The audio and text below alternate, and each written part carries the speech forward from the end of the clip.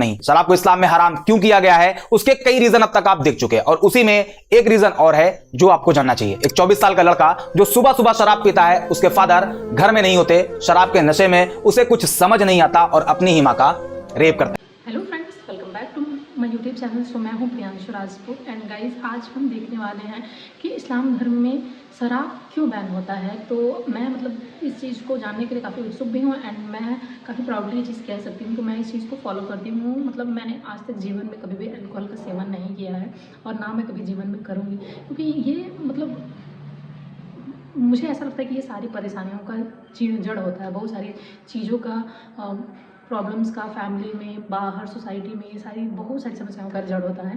तो बिना किसी देरी के पहले लाइव चलते हैं, वीडियो को देखते हैं, जानकारी लेते हैं कि इस्लाम धर्म में जो शराब है वो क्यों बैन है एंड देन इसके बारे में काफ़ी सारी चीज़ें डिस्कस करेंगे। तो आप लोग वीडियो में लास्ट तक बने रहिए। वीडियो को स्टार्ट करते हैं। Let's start. इस्लाम में शराब हराम है, यह बात दुनिया का हर वो इंसान जानता है जो मेंटली फिट है। कई मुस्लिम कंट्रीज में तो शराब पूरी तरह से बैन है, ना ही वहां शराब बनती है और ना ही वहां शराब बिकती है। अभी पिछले साल कतर ने फीफा वर्ल्ड कप को होस्ट किया था, एक ऐसा वर्ल्ड कप जो दुनिया के सबसे बड़े टूर्नामेंट में से एक है, जिसमें मैक्सिमम टीम वेस्टर्न कंट्रीज से आती है, जहां शराब उनके कल्चर का एक हिस्सा है। बावजूद इसके कतर ने अल्कोहल को पूरी तरह से बैन कर दिया था। साल 2022 फीफा वर्ल्ड कप उसके इतिहास का ऐसा पहला टूर्नामेंट भी था जिसमें शैंपियन नहीं खोली गई। अब सवाल ये, आपने कभी सोचा आखिर इस्लाम में शराब हराम क्यों है? क्यों मुसलमानों को शराब से दूर रहने को कहा गया है? समझते हैं आज की वीडियो में। पहले समझते हैं कि इस्लाम में शराब का इतिहास क्या है। 7th सेंचुरी में जब प्रॉफिट ऑफ इस्लाम ने अपनी नबूवत के बारे में लोगों को बताया कि वो अल्लाह के नबी हैं और अल्लाह का पैगाम लोगों तक पहुंचाने के लिए उन्हें भेजा गया है, उस टाइम अरब में बहुत सी बुराइयां हुआ करती थी। लड़कियों को जिंदा जमीन में दबा दिया जाता था, औरतें बाजारों में बिका करती थी, जो लोग अमीर होते थे उनका बिहेव गरीबों के साथ जानवरों जैसा हुआ करता था। ऐसी बहुत सी बुराइयां थी जिसे करने में अरब प्राउड फील करते थे, जिसमें एक बुराई थी शराब, जिसे अरबी में खम्र कहा जाता है और इसका प्लूरल होता है खुमूर। उस टाइम अरब में शराब लोगों की जिंदगी का हिस्सा हुआ करती थी। सुबह पीने के लिए अलग शराब, रात में पीने के लिए अलग शराब, मेहमानों के लिए अलग शराब, मतलब शराब की बहुत सी कैटेगरी भी हुआ करती थी। प्रॉफिट ऑफ इस्लाम अल्लाह के पैगाम को लोगों तक पहुंचाना शुरू करते हैं और धीरे धीरे लोग इस्लाम की तरफ आते हैं, मुसलमान होने लगते हैं। लोग मुसलमान तो हो जाते लेकिन शराब भी पीते, क्योंकि अब तक शराब के हराम होने की कोई बात उन्हें नहीं बताई गई थी, क्योंकि शराब उनके लिए उनकी जिंदगी का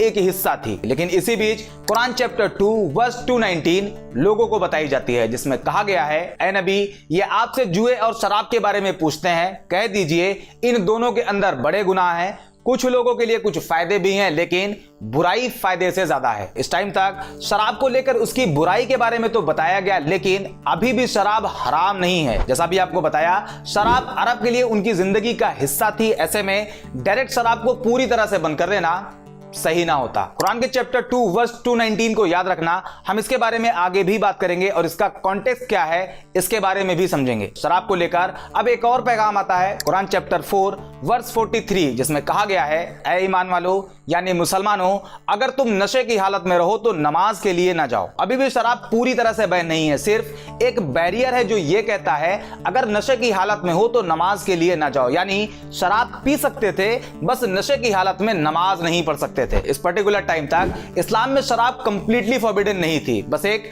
नमाज ना पढ़ने वाली कंडीशन थी। अब आता है वो टाइम जब इस्लाम में शराब को कंप्लीटली हराम बताया जाता है। कुरान चैप्टर 5 वर्स 90 एंड 91, ऐ ईमान वालों यानी ऐ मुसलमानों, शराब और जुआ और बूत ये सब गंदे काम हैं, ये सब शैतान के तरीके हैं, इसलिए उनसे दूर रहें ताकि आप कामयाब हो सकें। वर्स 91 में कहा गया है, शैतान तो ये चाहता है वो शराब और जुए के जरिए तुम्हारे बीच दुश्मनी और नफरत पैदा कर दे, तुम्हें रोके अल्लाह की याद से, नमाज से, तो इसे छोड़ते हो या नहीं। ये सुनने के बाद उस टाइम के जो मुसलमान थे उन्होंने शराब पीना बंद कर दिया। यहां तक बताया जाता है कि जब लोगों ने यह सुना कि शराब हराम हो गई है तो जिसके घर में शराब थी उसने उसे फेंक दिया, जिसके हाथ में शराब थी उसने उसे वहीं रख दिया, जिसके मुंह में शराब थी उसने थूक दिया, और जो शराब पी चुका था वो उसके पेट में जा चुकी थी, उसने ये सोचकर उल्टी कर दी कि हो सकता है शराब हराम होने का हुक्म पहले आ चुका हो और मुझे बाद में पता चला हो तब तक मैंने शराब पी ली हो। और इसी के बाद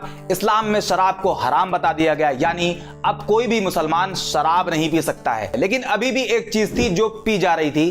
प्रॉफिट ऑफ इस्लाम के टाइम में भी उसे पिया गया, फर्स्ट कैलिफ अबू बकर के टाइम पर भी उसे पिया गया, लेकिन अब आता है सेकंड कैलिफ हजरत उमर का टाइम। इस्लामिक सोल्जर्स जब जंग के लिए निकलते तो उस टाइम पानी की कमी होती थी। ऐसे में उन्हें एनर्जी मिल सके उसके लिए एक चीज पिलाई जाती थी जिसे अरबी में नबीद यानी तिला कहा जाता था। यह वही चीज है जिसे इंडियन सब कॉन्टिनेंट में ताड़ी कहते हैं, जो कि ताड़ के पेड़ से निकलता है। दोनों में फर्क बस इतना है कि यहाँ ताड़ के पेड़ से बनाया जाता है, जबकि अरब में खजूर और अंगूर से बनाया जाता था। ये जो नबीद होता है यानी ताड़ी, इसकी खासियत यह है कि इसमें नशा नहीं होता लेकिन एनर्जी होती है। प्रॉब्लम यह है कि जब इसे और ज्यादा पका दिया जाता है तो इसमें नशा आ जाता है, जो कि इस्लाम में ऑलरेडी हराम है। इसी वजह से सेकंड कैलिफ हजरत उमर ने नबीद पर भी बैन लगा दिया। वो ये नहीं चाहते थे कि मुसलमान ऐसी किसी भी तरह की चीज इस्तेमाल करें जिसमें नशा होने का खतरा हो। अब तक आप ये समझ गए कि शराब को इस्लाम में हराम बताया गया है। यह बात कुरान से प्रूव होती है, लेकिन सवाल अभी भी वही है, इस्लाम में शराब को हराम बताया क्यों गया है? तो इसका जवाब बहुत आसान है। इस्लाम में कहा गया है शराब सभी बुराइयों की मां है। अब इसका क्या मतलब है? आपको एक चीज याद रखने के लिए कहा था, कुरान चैप्टर 2 वर्स 291, जिसमें कहा गया है शराब में फायदे से ज्यादा नुकसान है। कैसे? आइए समझते हैं। पहले बात करते हैं इससे होने वाले नुकसान के बारे में। Number 1, health implication. शराब पीने की वजह से कई तरह की खतरनाक बीमारी होने का खतरा कई गुना बढ़ जाता है, जैसे कि लीवर डिजीज जिसमें फैटी लीवर, एल्कोहलिक हेपेटाइटिस जैसी बीमारी, कैंसर जिसमें mouth cancer, liver cancer, breast cancer का खतरा, कार्डियोवैस्कुलर डिजीज इसमें high blood pressure, stroke and other cardiovascular issues. इसके अलावा brain health, digestive problem, immune system dysfunction, mental health issues जैसी कई खतरनाक बीमारियों का खतरा। एक रिपोर्ट के अकॉर्डिंग हर साल करीब 20 लाख लोगों की मौत सिर्फ लीवर डिजीज की वजह से होती है। दुनिया में जब 25 लोगों की मौत होती है तो उसमें एक मौत की वजह लीवर होती है, जिसका common reason hepatitis, alcohol and fatty liver होता है। Number 2, accident. Goa medical college की तरफ से करी गई एक स्टडी में पता चला कि सिर्फ इंडिया में जो रोड एक्सीडेंट होते हैं उसमें 12.7% डेथ सिर्फ अल्कोहल की वजह से होती है। इसके अलावा बर्थ डिफेक्ट्स, एडिक्शन एंड सबसे खतरनाक सोसाइटल इंपैक्ट एंड क्राइम। और इसे हम 2 पार्ट में डिवाइड करके समझते हैं। पहला वायलेंस, दूसरा फैमिली इश्यूज। पहले बात वायलेंस की। अगर आप न्यूज देखते हो, न्यूज़पेपर पढ़ते हो, तो ऐसा कोई दिन नहीं बीतता जिस दिन शराब की वजह से वायलेंस की खबरें ना हो। पिछले 2 से 3 दिन की कुछ अपडेट्स आपको दिखाता हूं। अधेड़ ने शराब के नशे में लगाई फांसी। नशे में बेटे ने कर दी मां की हत्या। एक बाप ने नशे की हालत में अपने ही बेटे को मार दिया, जो कि सिर्फ 18 साल का था। इसके अलावा क्राइम अगेंस्ट वुमेन को लेकर एनसीआरबी का यह डेटा आपको हैरान कर सकता है। एनसीआरबी के 2015 के एक रिपोर्ट के अकॉर्डिंग वुमेन के खिलाफ होने वाले क्राइम में 85% क्राइम शराब के नशे में होते हैं, जो कि इमोशनल भी होता है, फिजिकल एंड सेक्सुअल भी होता है। इस तरह की एक नहीं बल्कि बहुत सी न्यूज रोज आती है, वो भी सिर्फ इंडिया में। अब आप पूरी दुनिया के बारे में सोचना। दूसरे नंबर पे आता है फैमिली इश्यूज। मैं आपको सिर्फ बिहार के बारे में बताऊं तो 83% वुमेन तब वायलेंस फेस करती हैं जब उनके हस्बैंड शराब के नशे में घर आते हैं, और शराब के नशे में वो अपनी ही वाइफ के साथ कैसा बिहेव करते हैं इसके बारे में आप जरूर जानते होंगे। आपके ही नजर में कोई ना कोई ऐसा इंसान जरूर होगा जो शराब पीकर अपनी ही फैमिली को हैरेस करता है। एक चीज मैं आपको और बताऊंगा जो हमारी सोसाइटी के लिए किसी काले धब्बे से कम नहीं। शराब को इस्लाम में हराम क्यों किया गया है उसके कई रीजन अब तक आप देख चुके हैं, और उसी में एक रीजन और है जो आपको जानना चाहिए। एक 24 साल का लड़का जो सुबह सुबह शराब पीता है, उसके फादर घर में नहीं होते, शराब के नशे में उसे कुछ समझ नहीं आता और अपनी ही मां का रेप करता है। गाजियाबाद में शराब से एडिक्ट एक नौजवान लड़का दिवाली की रात अपनी ही मां के गले पर ब्लेड रख देता है और धमकी देता है कि अगर उसने खुद को उसके आगे सरेंडर नहीं किया तो वो उसे मार देगा, एंड वो भी अपनी ही मां का रेप करता है। इस तरह के 1-2 केसेस नहीं है, अगर आप गूगल करके देखते हो तो कई हजार केस आपको मिल जाएंगे जहां शराब के नशे में लोग अपनी ही मदर, सिस्टर, यहां तक की ग्रैंड मदर को सेक्सुअली हैरेस किया हुआ है। उन्हें यह समझ नहीं आता कि वो कर क्या रहे हैं। जो वो कर रहे हैं वो बिल्कुल भी सही नहीं, लेकिन शराब उनके सोचने समझने की पावर को निल कर देती है। एक अच्छे खासे इंसान को दरिंदे जानवर में बदल देती है। ये कुछ रीजन है जो कि शराब की बुराइयों में आते हैं। कुरान के चैप्टर 2 वर्स 219 में यह भी कहा गया है कि शराब कुछ लोगों के लिए फायदेमंद है। तो इसका क्या मतलब है वो भी देख लें। शराब को लेकर अब तक बहुत से रिसर्च किए जा चुके हैं, जिसमें मॉडरेट अल्कोहल कंजप्शन को लेकर कुछ स्टडीज बताती हैं कुछ लोगों में हार्ट डिजीज के रिस्क कम हो जाते हैं। शराब टाइप 2 डायबिटीज के अगेंस्ट प्रोटेक्ट करती है, बोन हेल्थ के लिए भी फायदेमंद है। यह फायदेमंद तभी है जब लिमिट में यानी मॉडरेट ड्रिंकिंग करी जाए। अब यहां पर एक लूप होल मिलता है। लोगों के दिमाग में यह आ सकता है कि अगर लिमिट में पिया जाए तो फायदे ही फायदे हैं, इंसान होश में भी रहेगा, क्राइम भी नहीं करेगा, डोमेस्टिक वायलेंस भी नहीं होगा, बस लिमिट में पीकर घर जाकर सो जाएगा, कोई बुरा काम नहीं करेगा। तो यह भी इस्लाम के करीब गलत है, क्योंकि उसी चैप्टर 2 वर्स 219 में कहा गया है शराब में फायदे से ज्यादा उसके नुकसान हैं। और एक हदीस भी है सुनन इब्ने माजा हदीस नंबर 3392, जिसमें प्रॉफिट ऑफ इस्लाम कहते हैं जिस चीज को लार्ज क्वांटिटी में पीने से नशा होता है उसे स्मॉल क्वांटिटी में भी पीना हराम है। और यही सेम हदीस सही बुखारी की हदीस नंबर 5590 पर भी मेंशन है। मतलब फायदे को पॉइंट आउट कर मॉडरेट ड्रिंकिंग के नाम पर शराब नहीं पी जा सकती, वो इस्लाम में हराम है एंड कंप्लीटली हराम है। अब इसका रिजल्ट भी देख लें। जब आप क्राइम इंडेक्स बाय कंट्री देखते हो तो 144 देशों की लिस्ट में सबसे कम क्राइम जिस देश में रिपोर्ट होती है वो है कतर।